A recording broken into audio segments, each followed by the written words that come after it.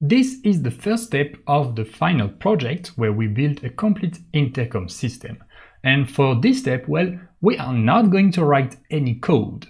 We are going to define the protocol we will use to communicate between the Arduino and the Raspberry Pi, and also between the Raspberry Pi and the Telegram application, okay? Because when you communicate between both sides, you need to agree on what you send and what you receive so you can correctly process the comments and the messages. So I'm just gonna open, well, I'm gonna open Geany here just to write some text.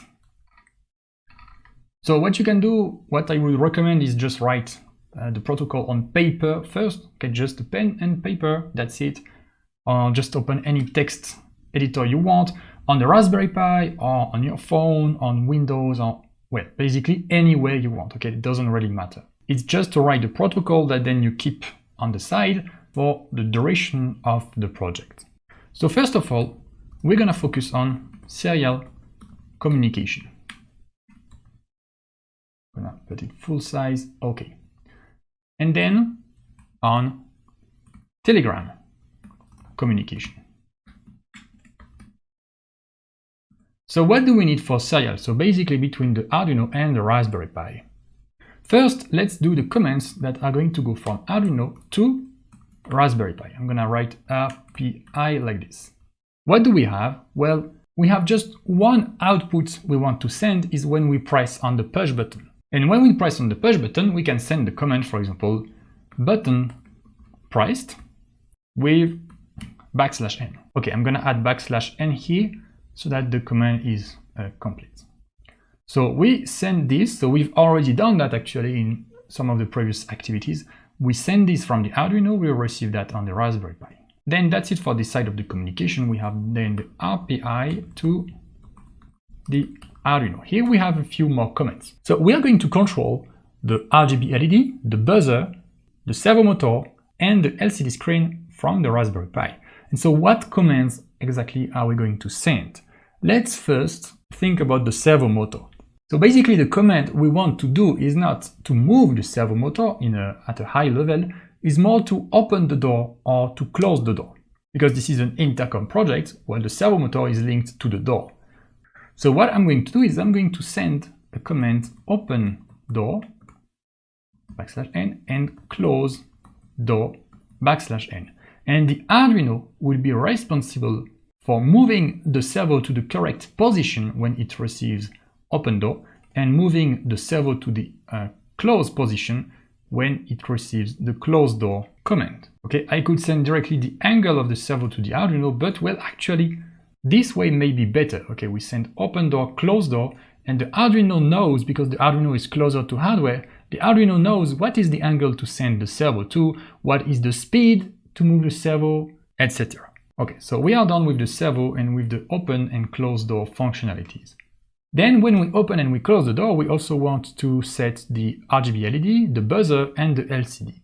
So let's start with LCD. We are going to send print text colon, and then let's say this is some text \n. So we have already done that before. We send the print text command with colon, and then we're gonna extract this from the command. Okay, so this is an exact command. We are gonna check if it's equal to open door. Here we're gonna check if the command starts with print text, and then extract this and print this on the LCD screen. Now for the buzzer. Well, we haven't used the buzzer in any activity before, so that's something new. What can we do to send command to the buzzer? So we want to play a sound on the buzzer, and to play a sound, we need to give two things, the frequency and the duration. And so I'm gonna put a command, let's say play buzzer colon, and then frequency, comma, duration \n. So on the Arduino, we're gonna first check that we have a command that starts with play buzzer colon, and then we're gonna extract so this, and we're gonna find the index of the comma, and then everything before the index is the frequency, everything after the index is the duration. Okay, so the frequency can be anything from, let's say, 20 Hz to 20,000 Hz, And the duration also can be anything from 1 millisecond to whatever milliseconds you want.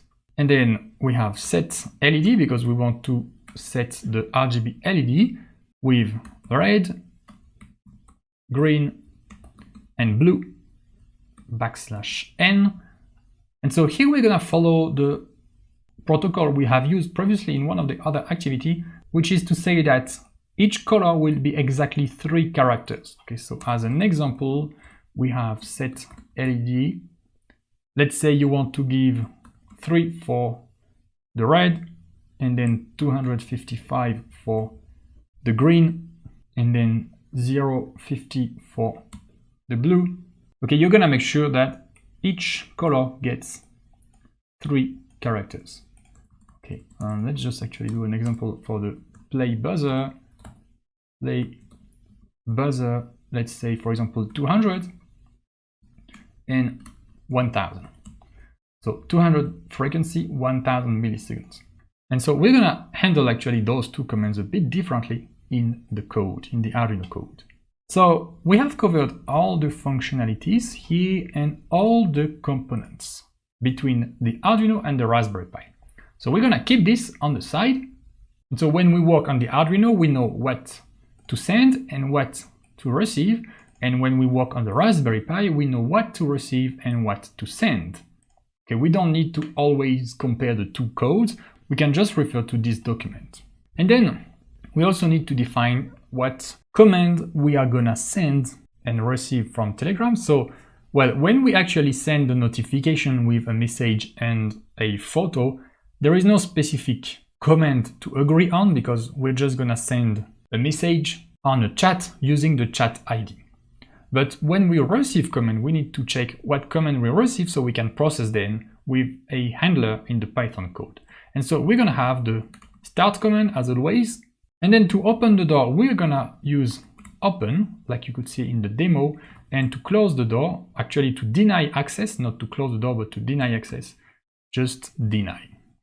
So with start, we can get a welcome message.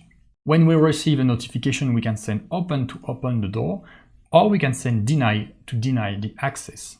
And well, that's pretty much it. So I'm going to save Control S this as protocol.txt. Okay, and keep it on the side for the duration of the project. And now that we have this, we are ready to start writing some code with the next step.